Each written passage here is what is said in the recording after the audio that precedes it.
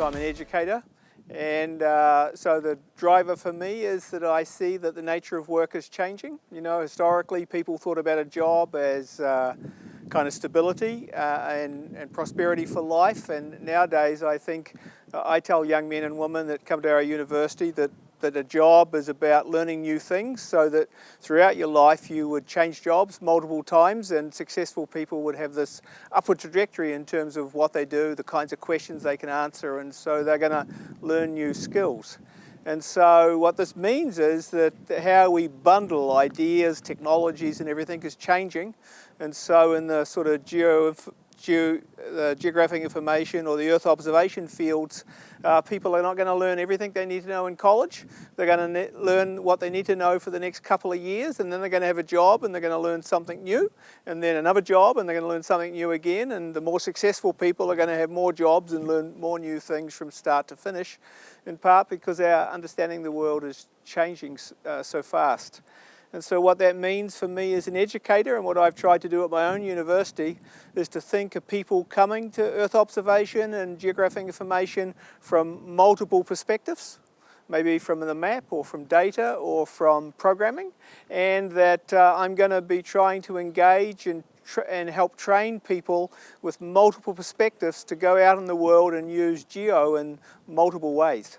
And so I'm sometimes about training people that are going to become deep specialists and maybe like me spend their whole career doing one thing, but most of the time I'm training people from economics, from political science, from international relations, from public health, from all facets of engineering to know some key kind of fundamentals about Earth observation or geographic information, and then they're going to take those things and use them in ways probably I haven't thought about. So the question was about the mismatch in terms of the demand for and the supply of skills and training for the Earth observation sector in Europe. The challenge I don't think is just for Europe. I think this is a global challenge where the rate of change, the pace of change in terms of developments for the Earth observation sector is far way ahead of the ability to provide any kind of training.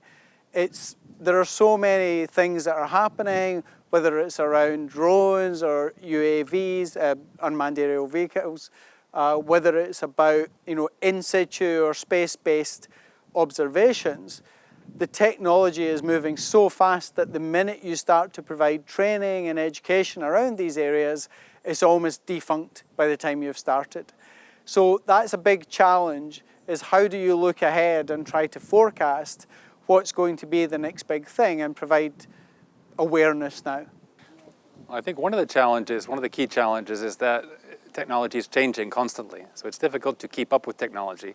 So there's an inherent struggle between teaching basic concepts and basic knowledge and also being able to focus students or learners towards what's necessary to utilize and to exploit the new technologies which are constantly changing. So it's interesting to try to determine how do we do both.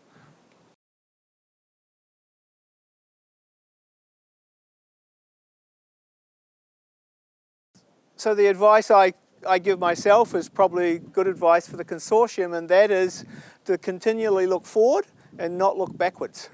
And so not be thinking of doubling down and doing more of what I've done in the past, but thinking of new ways to recruit and engage new audiences, and thinking of new outcomes and sort of different sized packets.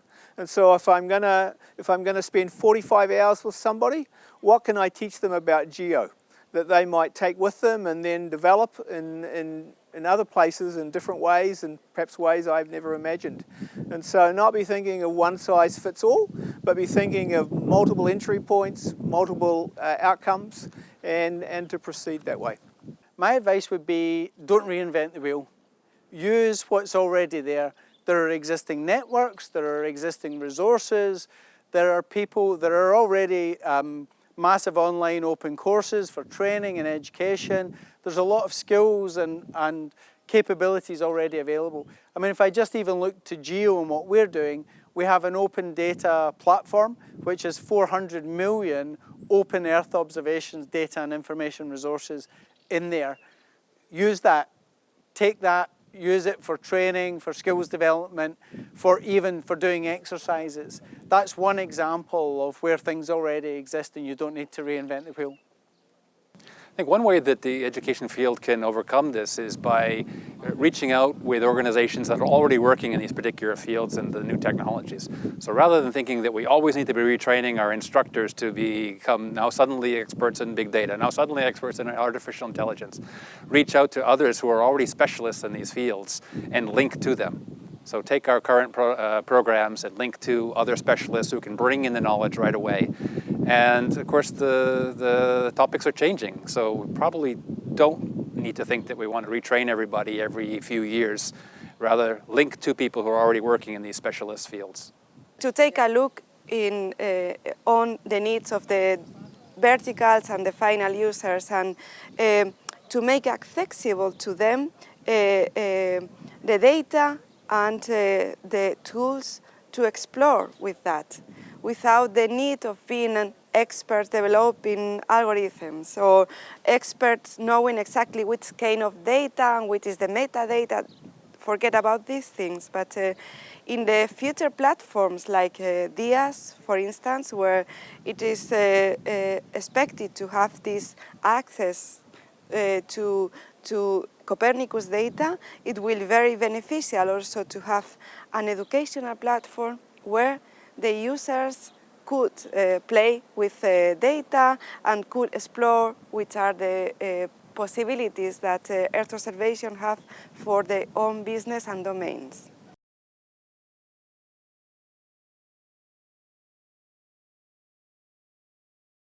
The biggest obstacle would be to translate the user requirements into a products, services, etc. You know, sometimes users doesn't know the limitations of the technology and what they can have, you know, with our services. A possible solution would be to focus more on the user engagement and make them know the benefits of the technology and the services we provide.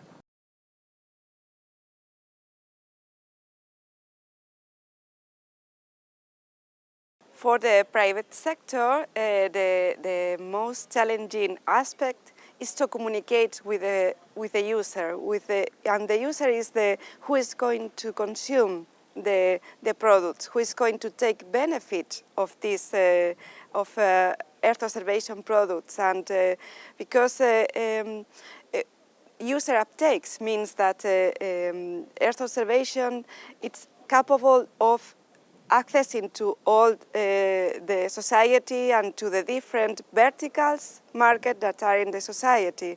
So currently there is a gap between the industry or the academy that it is able to understand Earth observation or to develop applications and the final consumer of that. So in this sense, it is necessary that the final user drives the needs for Earth observation. So in my opinion, it will be very beneficial that there is an effort to get Earth observation closer to the user and to introduce the training and education in all the society levels, starting by the universities, so that students has in the basic knowledge and the basic technological knowledge what does Earth observation mean, so that they can in the future to develop the different solutions, considering that there is an Earth observation capability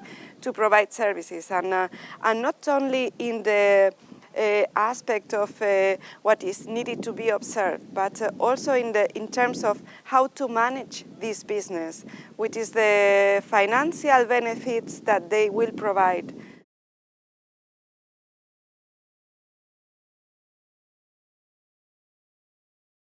Well, if I think in my working place, if I had just to choose one major thing that is not allowed to a full uptake of geographic information, I think it would be the lack of skills in geoinformatics. I think that, there's, as I said, a lack of knowledge on how to, from storing data, indexing the data, being able to access the data, how to process it, how to analyze it. So I know in my working environment there's a huge demand for this kind of training.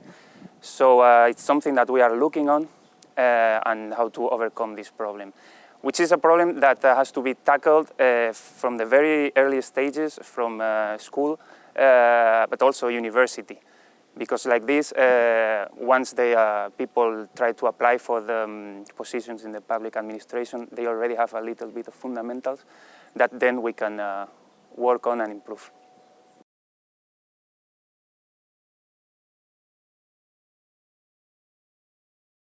Well, as I said before, we need on-site training for our employees, but it is also, under my point of view, it's really important to increase awareness of these kind of technologies, not just informatics, but the geo part of the geoinformatics, which is basically to be able to do all this data handling, data processing in a good way.